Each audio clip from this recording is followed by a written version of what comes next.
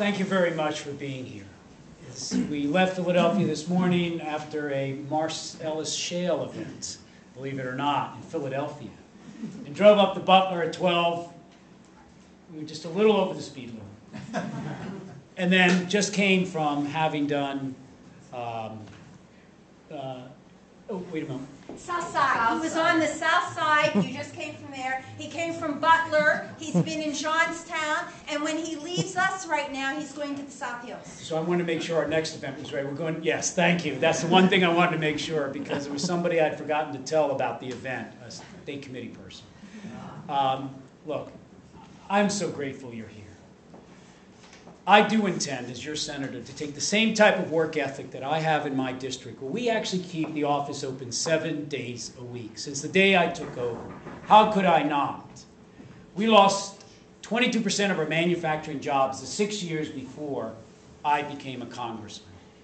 We have people walk in every day. You call us right now at this moment, and the office is open. We've handled 3 times the amount of constituency cases that the average congressional office has handled, because you have to report them every Friday. We do work hard on our legislation. But more than anything else, what I honestly feel this nation lacks is a feeling of confidence, actually trust, that someone that you send to the Senate or to the House of Representatives will actually stay down there to do what you want done. I speak for that of my own party.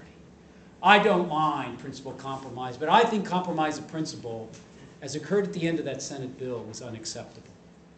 I honestly believe that what ails us most is that lack of trust. I joined up in the U.S. military. I went off in 1970. Vietnam, and some of us remember. We were ranked in the military 15 out of 15 in institutions across this nation by the public, by the Gallup poll, in terms of trust.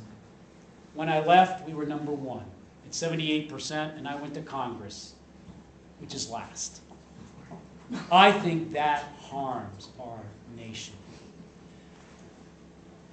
I did not intend to run for this seat when I was approached by the Democratic senators to run in February against Arlen Specter when he was a Republican.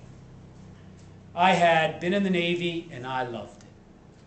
I had gone into the Navy because my father was a Navy guy. Immigrant from Czechoslovakia. The best man I ever knew.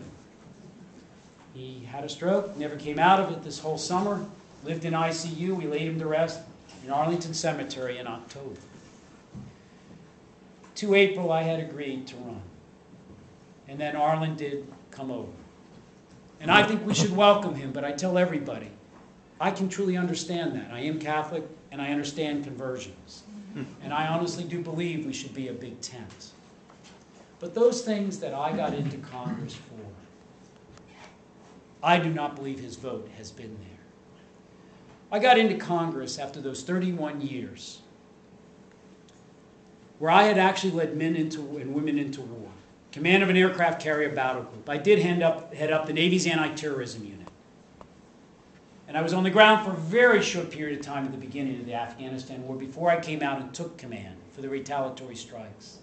I was honored to serve President Clinton as his director for defense policy, and I saw the enormity of a decision being made like our president today did on Afghanistan, which I hope we discuss.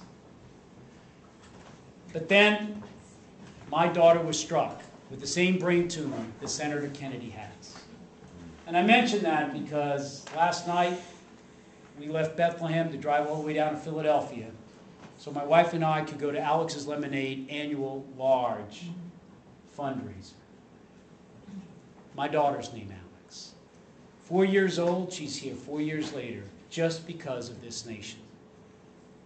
I had a health care plan in the military where after Walter Reed, and they could only get half of the tumor, I took her to Children's.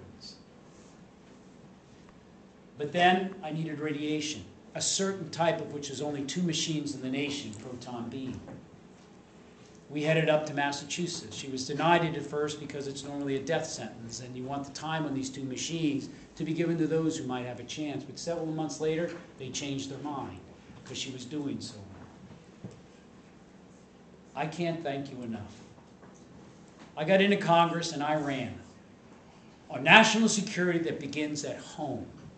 In health security, economic security, education security.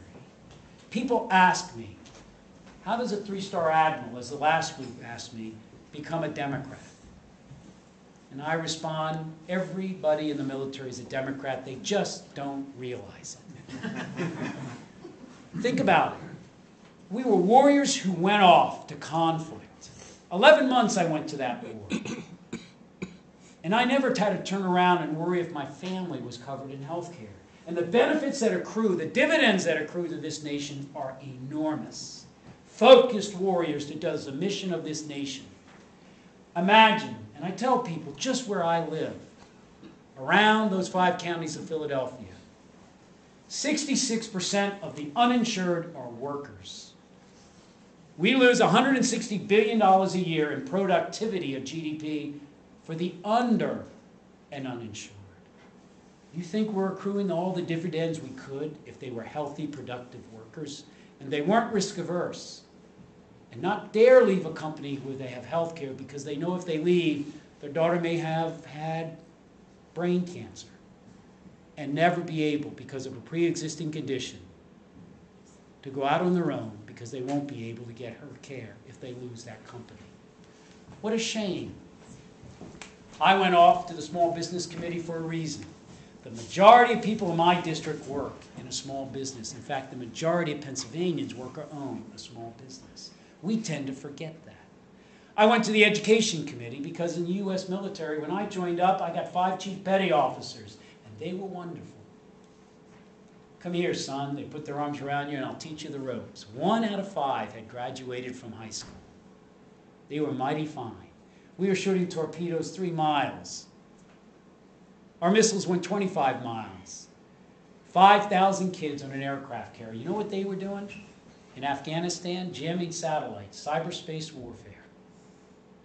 So the Taliban couldn't talk on their satellite phones. We were shooting missiles 1,000 miles into landlocked countries, and today, when I at least had that battle group, you could not be promoted to senior chief petty officer unless you had earned your time, our money, an associate's college degree. That's how valuable we thought knowledge was. Pensions stayed 20 years. Not only that, you learn a skill. And that's why I say we were all Democrats. I'm a Democrat that I think is just practical. I'm surprised when people call me liberal or whatever. It's just practical. It did land me smack dab, as I tell people, in the middle of the progressive wing of the Democratic Party. How could we not invest in our workforce? It brings me to my opponent and why I'm running. In addition to just feeling that we've got to have accountability. I respect him. In the military, we say war is politics by other means, often when it fails. Politics can be war by other means. And he did it 45 years. But I just frankly disagree with his votes. He voted with others to deregulate twice Wall Street, by which they did play roulette with our home mortgages and with our savings. He did vote, as Rick Santorum said, provided the critical vote. And as George Bush said, was his key ally for those tax cuts that 53% went to the top 1% of the wage earners of America.